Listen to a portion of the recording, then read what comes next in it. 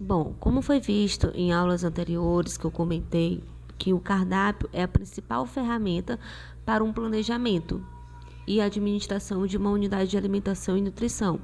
É pelo cardápio que eu vou conseguir fazer minha lista de compras, saber o que eu preciso comprar, a quantidade que eu preciso comprar de uma matéria-prima, de um ingrediente.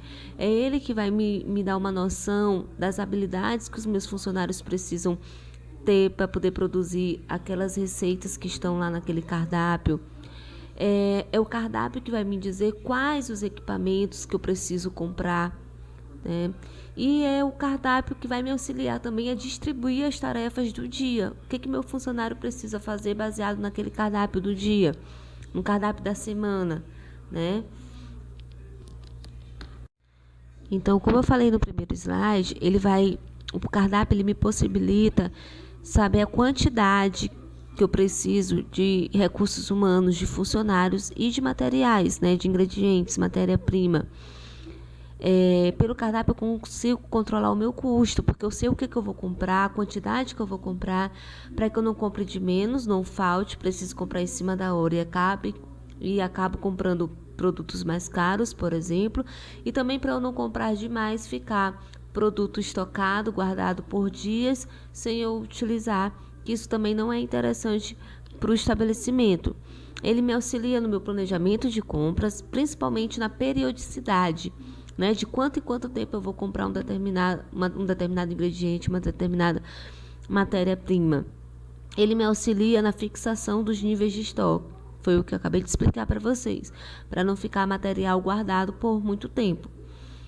Determina os padrões das receitas. Então, eu já tenho o cardápio, eu já tenho os pratos que eu vou preparar para a semana, para 15 dias, ou para o dia mesmo.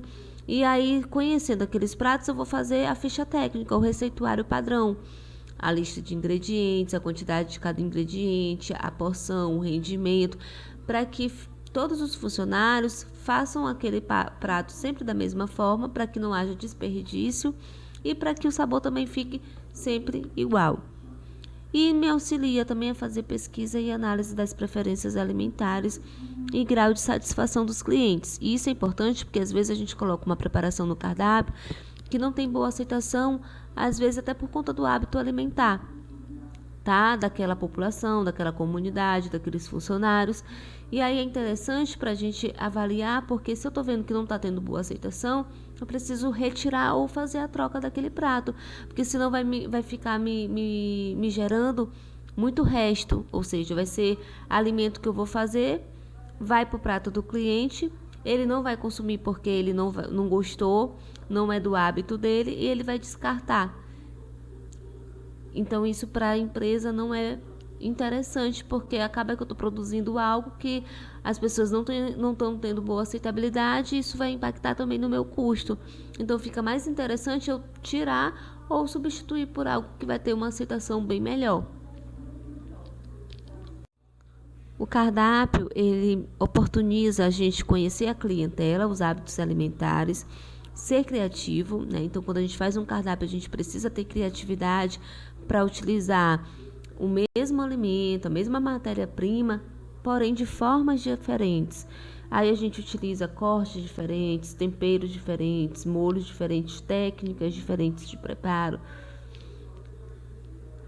Variação das receitas, né?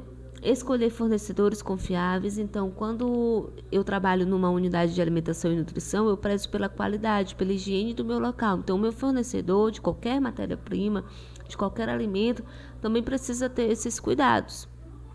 E otimizar a satisfação dos comensais, dos meus clientes. Sempre que eu vou fazer um planejamento de cardápio, que eu vou montar um cardápio, eu preciso levar em consideração alguns fatores sobre os meus clientes, sobre as pessoas que vão consumir aquelas refeições no meu estabelecimento. Então, eu preciso levar em consideração a faixa etária. São adultos jovens, são adolescentes, são idosos. Quem é o meu público, né? Qual é o hábito alimentar deles? Grau de escolaridade, isso interfere bastante na escolha dos pratos que eu vou colocar, né? Às vezes eu coloco preparações, às vezes muito sofisticadas, e aí meu público tem grau de escolaridade mais baixo, geralmente consome aquele mais trivial, e aí quando vê uma preparação muito rebuscada, às vezes não gosta, porque não tem o costume de consumir, né? Às vezes não conhece aquele prato, e aí acaba que não vai ter boa aceitação. Atividade desempenhada, qual é a atividade que aquele meu público desempenha?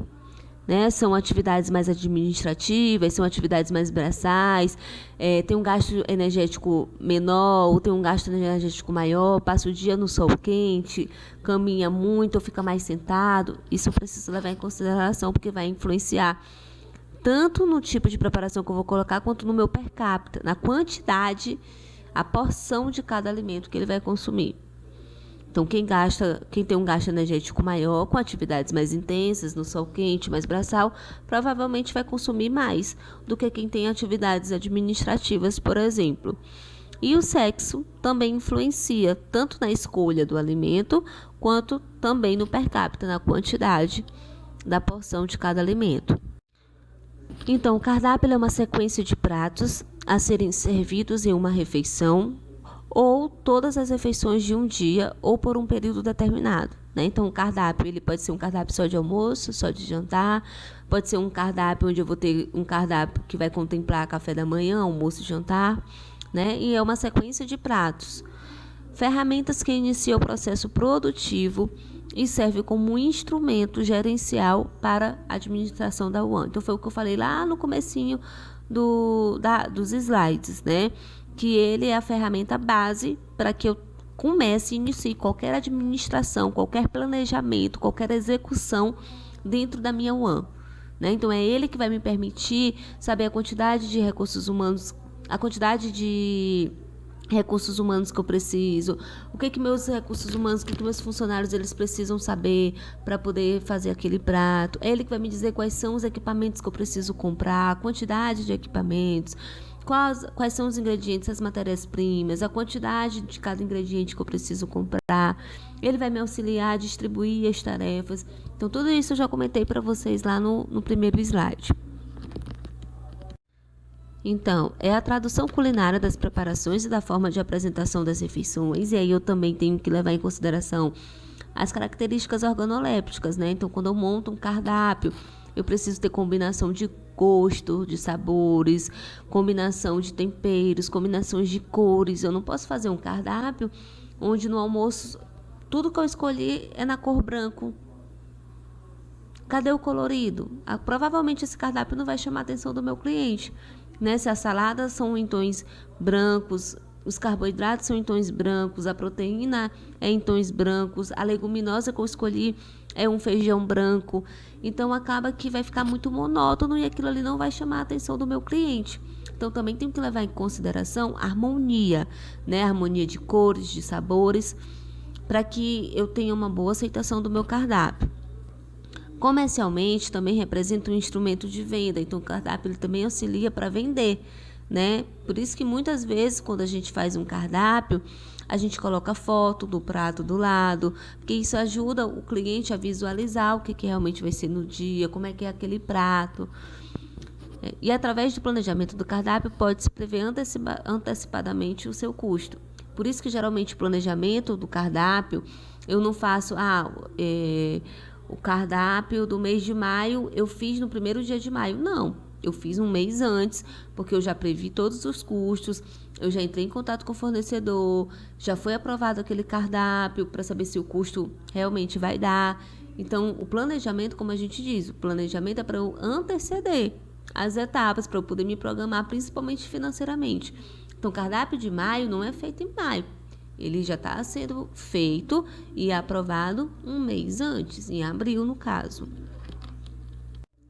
E aí existem alguns tipos de cardápio, né?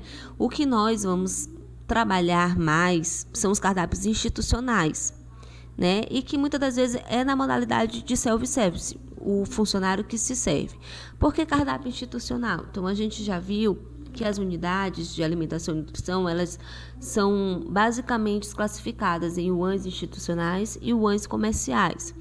UANs institucionais são aquelas UANs inseridas dentro de empresas que produzem refeições para os seus funcionários, né? No caso de hospitais, para pacientes, acompanhantes e funcionários.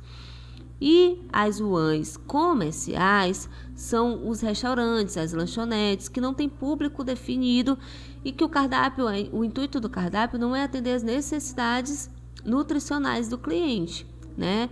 É atender as necessidades, gosto do cliente nas unidades comerciais. Então, aqui nós vamos mais trabalhar e mais enfocar o cardápio institucional. Quando a gente faz o cardápio para atender as necessidades nutricionais daqueles clientes, daqueles funcionários daquela determinada empresa. O cardápio a gente classifica basicamente de 3 formas, tá? Então, cardápio básico, simples ou modesto, o cardápio intermediário e o cardápio superior, né? Que é o luxo e o refinado. No cardápio básico, ele tem como característica custo mais baixo. Geralmente são cardápios vinculados ao Programa de Alimentação do Trabalhador, o PAT. Então, toda vez que a gente vai fechar valores de calorias, carboidratos, proteínas, gorduras totais, fibra e sódio, é baseado nas recomendações do PAT. E normalmente não tem opções de pratos ou complementos, ou seja, é o prato do dia.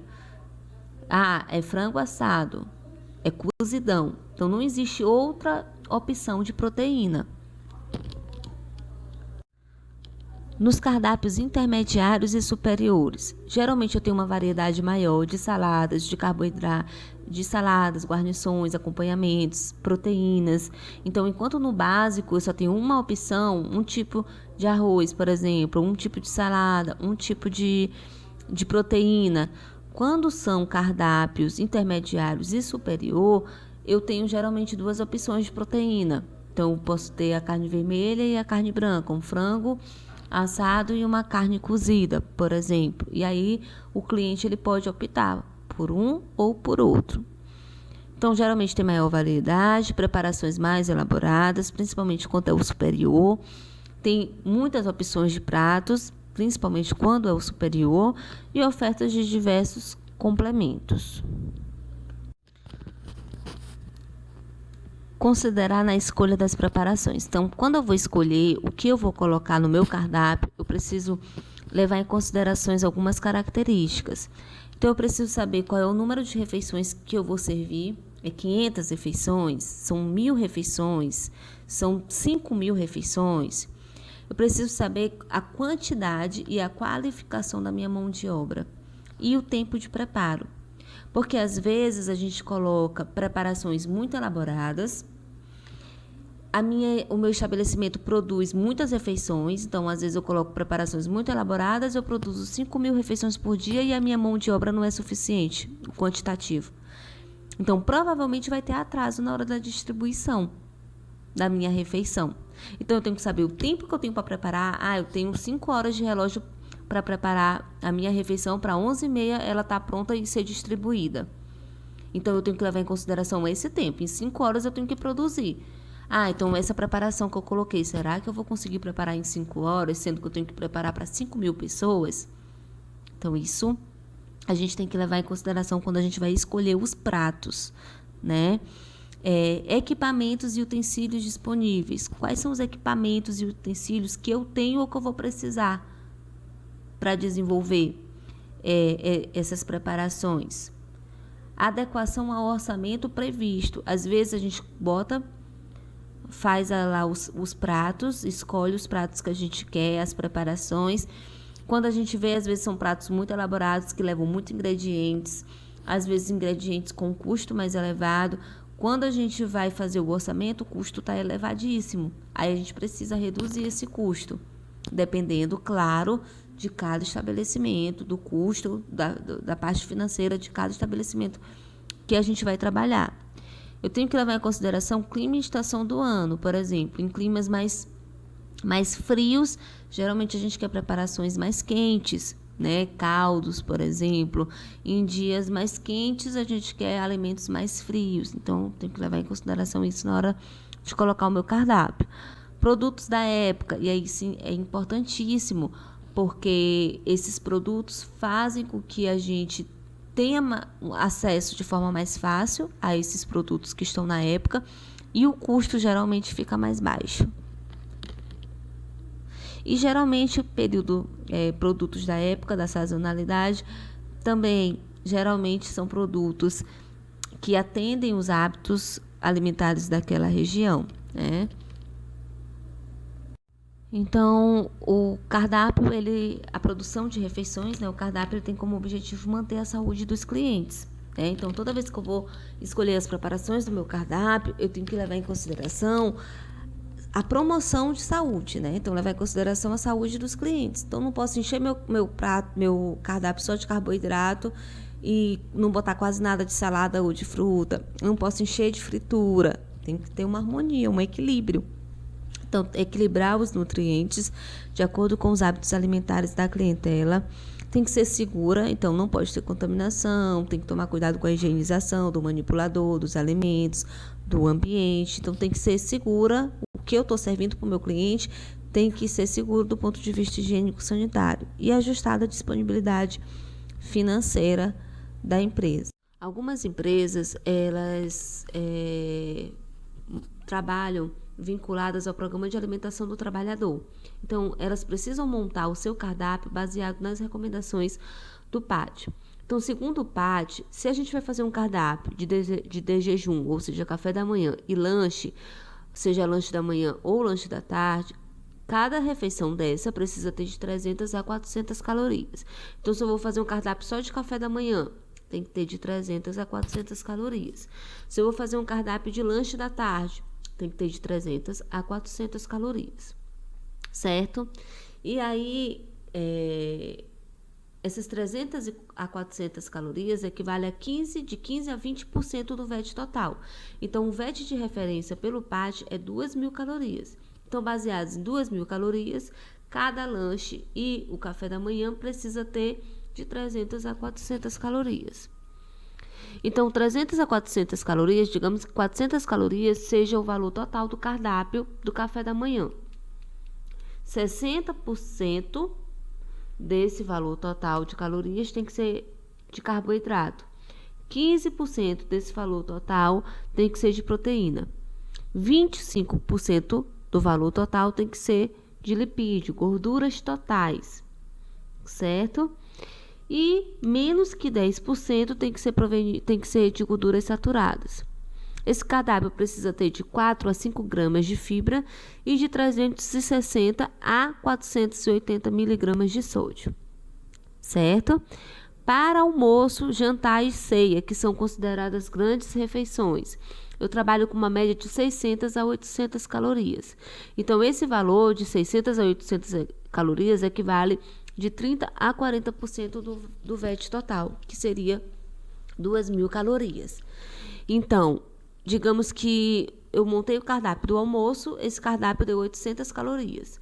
Então, 60% desse valor total tem que ser de carboidrato. 15% desse valor total de 800 calorias tem que ser proveniente de proteína. 25% de lipídio, menos que 10% de gorduras saturadas, tem que dar de 7 a 10 gramas de fibra e entre 720 a 960 miligramas de sódio, certo? Além desses valores, a gente precisa calcular o NDPCAL, percentual de NDPCAL. O que significa esse NDPCAL? É o percentual, né? É o percentual de calorias proveniente de proteínas consumidas. E aí, o cardápio ele precisa ter entre 6 a 10% de NDPCAL. Se tiver mais que 10%, esse NDPCAL, ou seja, essa caloria proveniente do consumo de proteína líquida, está alto. Eu preciso diminuir a quantidade de proteína do meu cardápio, certo? Então, o NDPCAL é baseado no NPCAL dividido pelo VET vezes 100. Eu vou explicar passo a passo desse cálculo do NDPCAL para vocês poderem entender. Talvez vocês já até tenham visto esse cálculo. Se já viram, a gente revisa, né, para vocês poderem relembrar. Se não, eu vou estar explicando aqui para vocês, certo? Então, para o cálculo do NDPcal, por exemplo, quando a gente consome cereais, quando a gente lembra de arroz, a gente pensa logo em carboidrato, mas cereal também tem proteína. Quando eu penso em leguminosa, feijão, tem proteína. Quando eu penso na carne, seja frango, carne de porco, camarão, peixe, tem proteína, certo? Então, esses 3 principais alimentos, eles fornecem proteína. De origem animal, que são as carnes, os vegetais, as carnes, de maneira geral, as leguminosas, como feijão, ervilha, e os cereais. Nesse cálculo não entra frutas, verduras e legumes. Muitas das vezes a quantidade de proteína desses alimentos é muito pequena, então a gente não considera. A gente sempre vai considerar de cereais, sempre vamos considerar de leguminosas e de produtos, de alimentos de origem animal, certo? Então, quando a gente vê lá um alimento, vamos consumir 100 gramas de carne. Em 100 gramas de carne, digamos que eu tenha 30 gramas de proteína, mas o meu organismo, ele vai consumir 30 gramas de proteína? Não, ele não vai consumir 30 gramas de proteína. Isso é a quantidade de proteína que tem na carne. Mas quanto que meu organismo consome, digere desses 30 gramas de proteína? É o que a gente chama de proteína líquida, né? É o que é absorvido, o que é consumido pelo meu organismo. A gente chama de NPU, a proteína líquida. Então, para o cálculo do NDPcal, primeiro eu tenho que calcular a quantidade de proteína líquida, que é o NPU, de cada alimento. E, em seguida, eu encontrar o valor calórico gerado pelo consumo dessa quantidade de proteína. Então, nos próximos slides, eu estou explicando passo a passo, fazendo cálculo para vocês entenderem. Então, o NPU é o cálculo da proteína líquida. É necessário calcular separadamente o NPU de alimentos de origem animal, de leguminosas e de cereais. Então, aqui eu vou gerar um exemplo de cálculo de NPU de origem animal, um cálculo de NPU de alimentos de leguminosas e um cálculo de cereais, tá? Então, vamos lá. De origem animal, escolhi uma carne moída cozida, certo? Então, toda vez que eu tenho a quantidade em gramas de proteína de um alimento de origem animal, para eu saber qual é a quantidade dessa proteína líquida que o meu organismo absorve, eu multiplico a quantidade em gramas de proteína por 0,7. Então, em 100 gramas, peguei lá na tabela, olhei. Lá na tabela eu vou consumir 100 gramas de carne moída. Lá na tabela da Taco me diz que 100 gramas de carne moída, eu tenho 26,70 gramas de proteína. Mas é o que o meu organismo consome, é o que o meu organismo aproveita? É 26,70 gramas de proteína? Não. Quanto é que eu tenho de proteína líquida, que realmente pode ser absorvida pelo meu organismo? Aí eu pego essa quantidade em gramas de proteína que tem no meu alimento e multiplico por 0,7. Então, eu tenho nesse alimento de proteína líquida, que é o que o meu organismo provavelmente vai absorver, 18,69 gramas. Então, a carne tem 26,70 gramas de proteína. Porém, a quantidade que eu tenho dessa proteína líquida, que provavelmente é o que o meu organismo vai absorver, é 18,69 gramas.